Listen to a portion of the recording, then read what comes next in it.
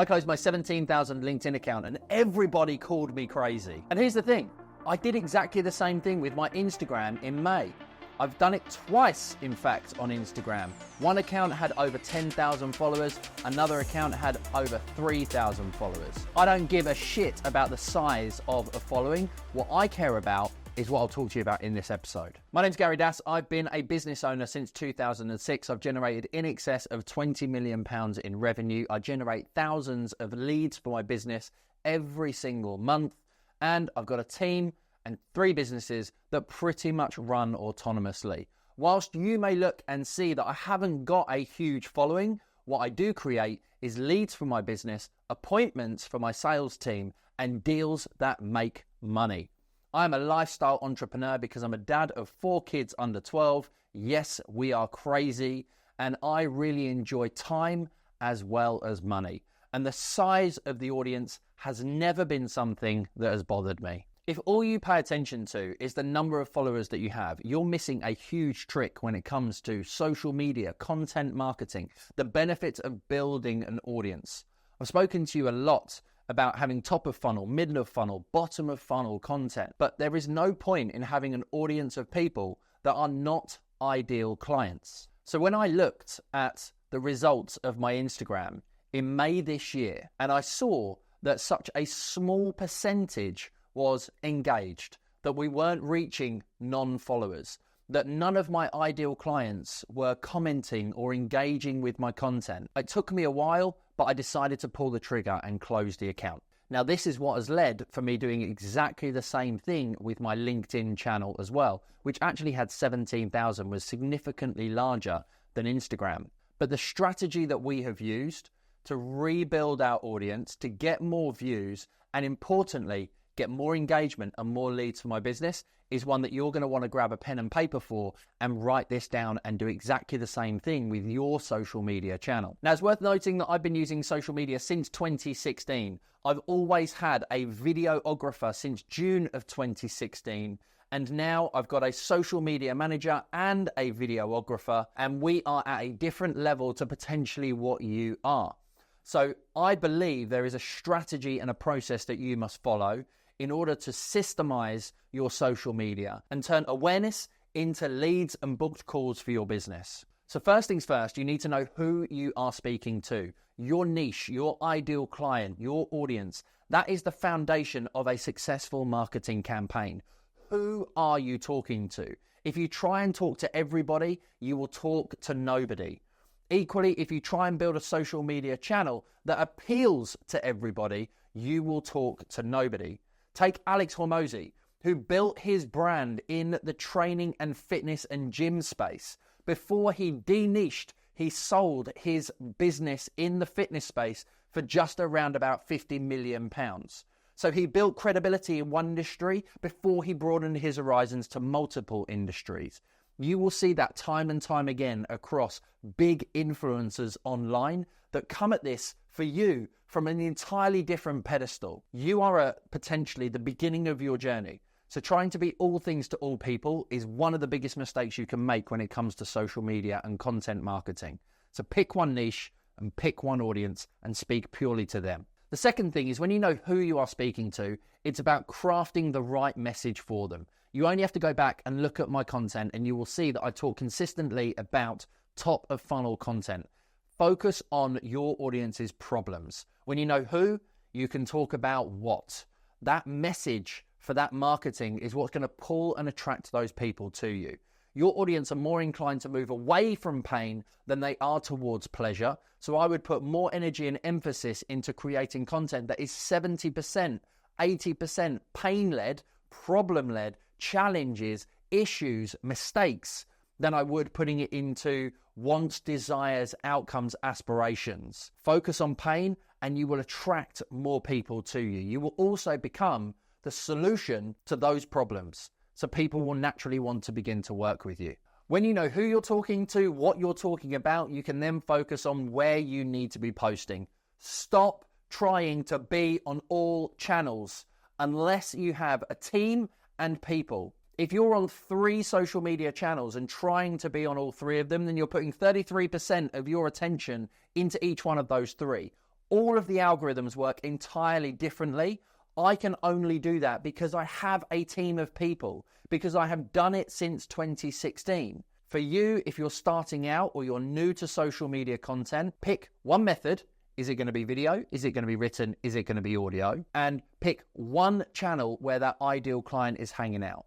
Is it LinkedIn? Is it Instagram? Is it TikTok? Is it Facebook? Many people I coach and mentor think that TikTok is the answer because they get loads of views and they get loads of people following them. I can tell you right now, many people that I've worked with are on TikTok and seeing no leads for their business. If that social media channel gets loads of views, but it doesn't generate names, numbers, email addresses for your business, then you're wasting your time and energy. If those leads, names, and numbers don't convert into booked calls for you to have a conversation, then you are wasting your energy, you're wasting your own time. So when I talk about a content marketing, social media lead generation strategy, it's for the purpose of leads and booked calls that give me the opportunity to do deals. So with my Instagram, we started the brand new channel in May. We hit 1,000 followers in October. We've now gone well beyond that, and it's continuing to grow at somewhere between 300 to 500 followers in the last 30 days. And we are managing and monitoring that metric. But also what we're looking at is the number of followers that we have to the number of views that we get to make sure that the engagement is going on an uphill trend. And we're not just growing followers, but we're seeing our engagement reduce. Because if your audience isn't engaged, then you're not going to be able to get them into conversations. So having followed this strategy for 5 months on Instagram, I looked at all of the same metrics on my LinkedIn, where in 2016, I was focused in my business at attracting self-employed individuals. So I just followed anyone who was self-employed.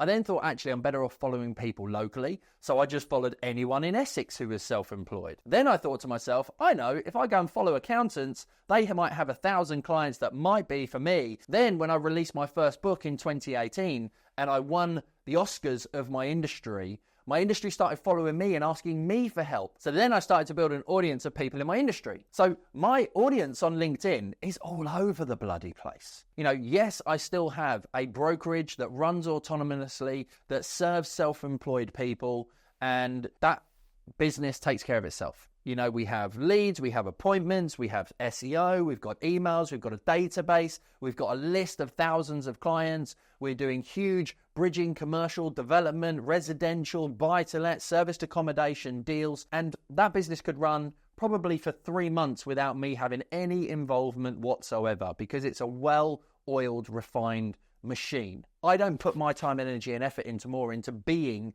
the expert of self-employed mortgages like I did from 2016 until 2020. So if you go to my LinkedIn now, it is purely focused on attracting advisors, financial services professionals, and business owners that want to systemize and scale their business, where they need more leads, more sales, more profit. You know, the content that I produce here is long form version of what I produce on my social media channels, which is all about systemizing, scaling, building a better business to give you the lifestyle that you truly want, to make the income that you deserve when you first started out. I'm heavily into my health and fitness, so I'm always sharing how to be a healthier entrepreneur and business owner, because I believe if you're stronger, if you're fitter, if you're healthier, you'll have more energy for all areas of life and your results in business will be much better. Productivity, time management, anything and everything that helps you to fundamentally build a better business. So since starting both social media channels again, this is the exact strategy that we've put into practice. So the first part of our strategy is making sure that we are engaging with the ideal clients that we want to attract. Because I believe algorithms are so clever now that when you interact with those channels, guess what? They show your content to more of those people. When your following is particularly in one niche or one type of audience, then the algorithm knows who to put your content in front of more. You see this in the fitness space all the time. You go and spend a day looking at fitness related content, and I promise you your Explorer page will be full of fitness related. For me, all I'm doing is engaging with advisors, I'm engaging with financial professionals, I'm engaging with anybody who's in the financial services industry. When I look at my Explorer page, it is full of people in financial services across the world.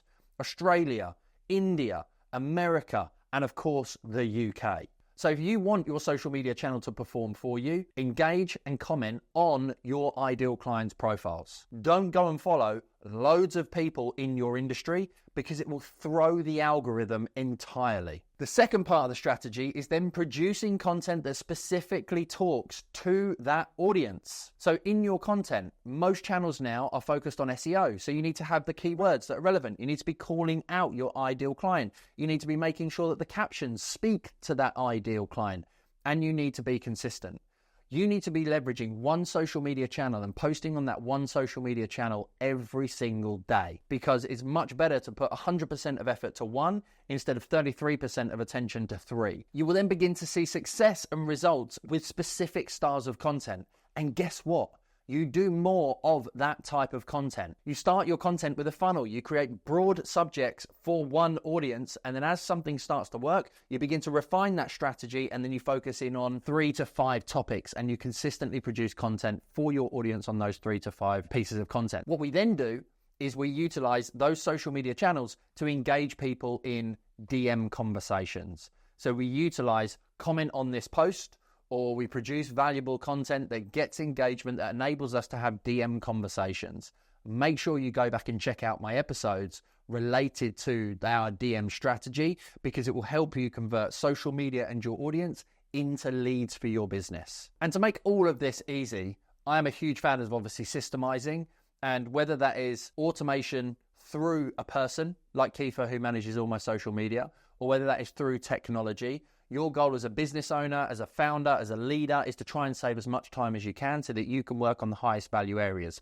My time is better spent producing this content for you, which is edited by Monty, posted by Kiefer, and that in turn gets huge amounts of results. What we use to post all our content is Active CRM, which is my technology, which makes your whole entire life easy when it comes to consistently producing content. Because equally, turning your audience into leads, roughly 7 or 8 out of every 100 are going to buy from you in the next 90 days, which leaves 42 to 43 people out of every 100 that will buy from you in the next 90 days to 2 years. So it's vital that you have nurture sequences, and that, yes, you're producing content for those individuals as well and continuing to build the relationships. But once they become a lead, you're leveraging email marketing and sequences and nurture to maintain that relationship, to keep you top of mind so they buy from you in the future. And just for reference, out of those 100 people, there'll be 50 people that will never buy from you ever. So we don't even worry about those ones. So in summary, the reason why I started my Instagram and LinkedIn all over again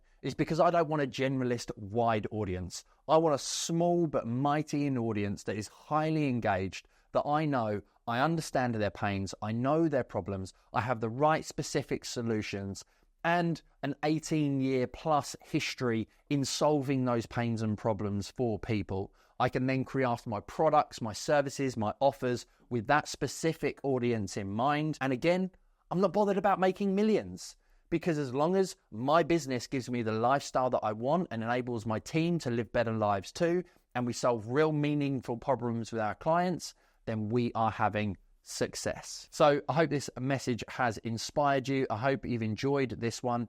Don't get bought into the social media bullshit of huge high numbers on your audiences. It's about who you want to work with, the message that you give them, the channels that you use, and making sure that your engagement is converting into leads for your business. If you need help with that, then just hit me up with a message either in the comments below or on a social media channel, and I'd love to help you take your business to the next level.